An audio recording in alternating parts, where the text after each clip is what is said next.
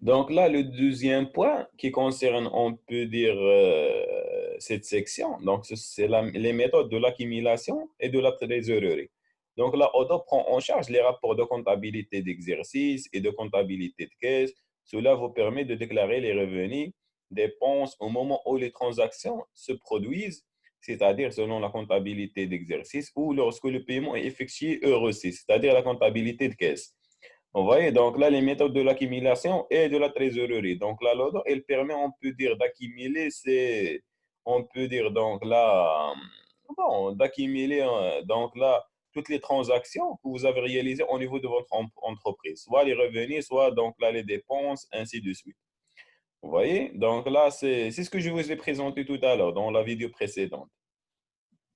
Donc là, ici, c'est la partie multi-société. Donc là, on peut dire, au niveau de l'ODO. Donc, c'est parmi les points forts de l'ODO, c'est qu'on peut, par exemple, travailler là-bas en multi-société. Donc, là, ODO permet de gérer plusieurs entreprises, donc au sein d'une même base de données. Vous voyez, donc là, c'est le point fort, ou plutôt parmi les points forts de l'ODO.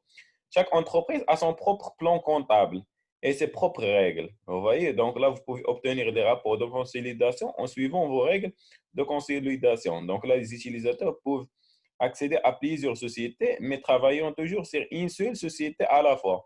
Donc là, ici, on peut accéder, par exemple, comme j'ai dit, la base de données, elle va regrouper plusieurs entreprises, mais on peut accéder à une entreprise à la fois. On ne peut pas accéder à plusieurs entreprises à la fois. Vous avez même donc là remarqué que, par exemple, ici, vous avez remarqué que nous avons vu ça au niveau de la première option que je vous ai montré dans le site précédent. Au niveau, par exemple, sur la partie, donc là, société constituée en société. C'est bon. Donc là, c'est cette partie-là. Bon, les utilisateurs, comme j'ai dit, donc là, ils peuvent même accéder seulement à une seule, donc la société à la fois. Mais les utilisateurs, ils vont avoir la possibilité de voir les informations de toutes les entreprises. Le deuxième point, donc, avantageux au niveau de l'ODO, c'est la partie multi-device. Donc là, ou bien multi-devise. Donc là, chaque transaction est enregistrée dans la devise par défaut de la société. Vous voyez, donc là, par exemple, on peut avoir donc là, chaque société avec, par exemple, là, une devise. Et pour les transactions qui se produisent dans une autre devise, on enregistre de plus la valeur dans la devise de la transaction. Donc là, par exemple, au niveau de l'ordre, donc on peut dire, il peut, par exemple, là, enregistrer même, on peut dire l'unité ou bien la devise. Donc, il peut même enregistrer la devise de la transaction. Et vers la fin, donc, il va faire quoi? Donc, vers la fin, l'ordre peut générer des gains, des pertes de change après le rapprochement des écritures. Donc, vous allez avoir cette possibilité-là. Donc là, le taux de change sont mis à jour quotidiennement en utilisant un web service en ligne, par exemple, là, yahoo.com. Donc là, ici, comme j'ai dit, donc là, lorsqu'on passe sur le taux de change au niveau d'une devise à l'autre. Donc là, par exemple, l'autre, il va utiliser des sites qui sont reconnus, comme par exemple là, Yahoo, qui fait le calcul, donc là, des taux de changement, ou bien les taux de changement. On peut dire donc là d'une devise à l'autre.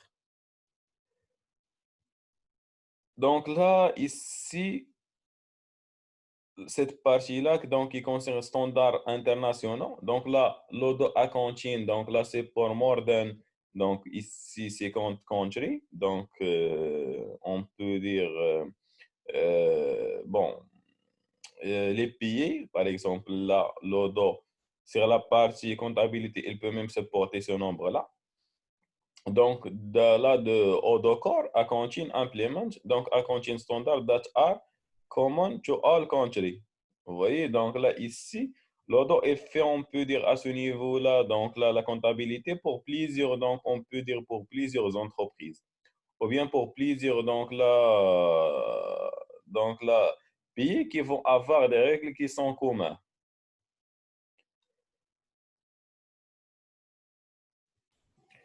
Vous voyez, donc là, comme j'ai dit, par exemple, ici, specific model exist per country for the specificity of the country, like the charge accounting. Donc là, ici, c'est le plan comptable. les taxes, les interfaces de banque, ainsi de suite. Donc là, vous pouvez remarquer qu'à ce niveau-là, on veut dire quoi? Bon, dans la version originale, vous allez trouver cette partie-là en français. Donc, au niveau de cette partie, comme j'ai dit, vous allez normalement, cette partie-là concernant quoi? Concernant plus précisément, donc là, les règles ou bien donc là, les normes qu'on peut utiliser donc au niveau d'un pays.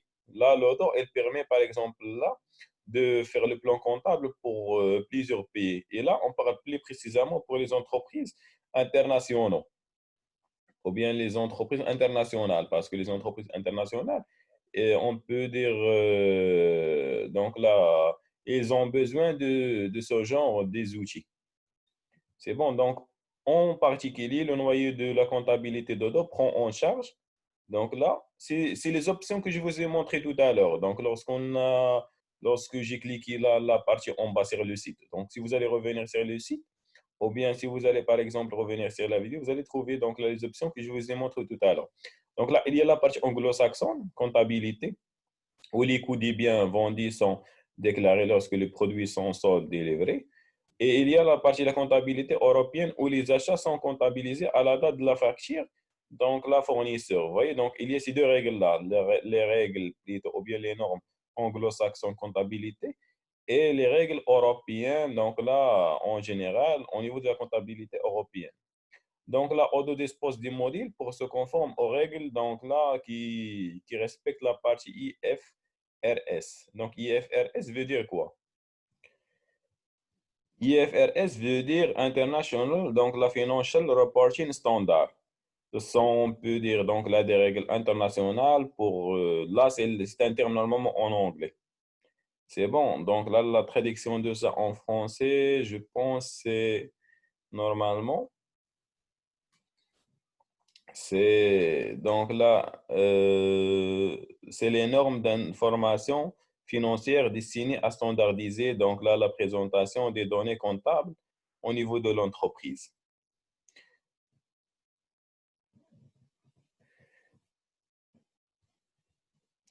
Bon, les gens je pense, de la partie ou bien de la filière IFIN, donc je pense qu'ils maîtrisent bien les règles IFRS. Donc, ce sont des règles, on peut dire, internationales.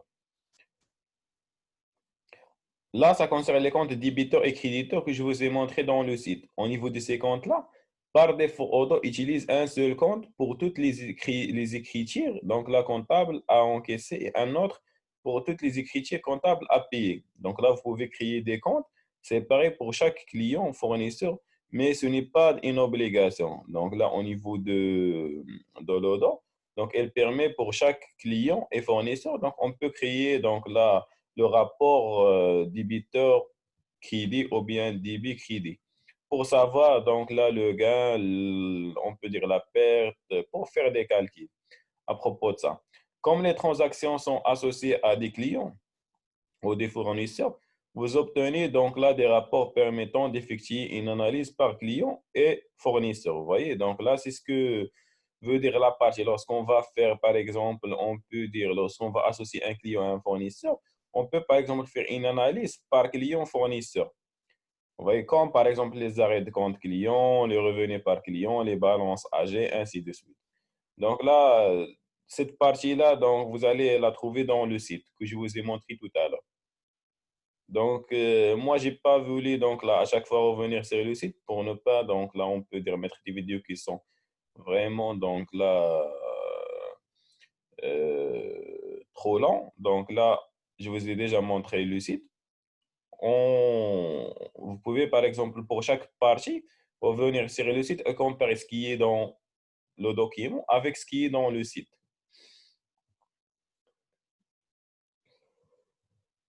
Donc là, ici, la partie oui, ou bien donc là, le huitième point au niveau de cette section, c'est large choix de rapports financiers. C'est que dans Odoo, vous pouvez générer des rapports financiers en temps réel. Donc là, les rapports d'Odoo vont des rapports comptables de base, donc là, au rapport de gestion avancé. Vous voyez, donc là, c'est les rapports que je vous ai montrés tout à l'heure lorsqu'on a coché sur donc là, tous les rapports.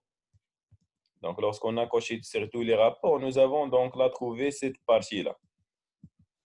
Donc, nous avons trouvé donc là, tous les rapports qu'on peut utiliser à propos donc à propos de l'ordre. Les rapports de trésorerie, les rapports de situation, les rapports de performance, les rapports détaillés et les rapports de gestion.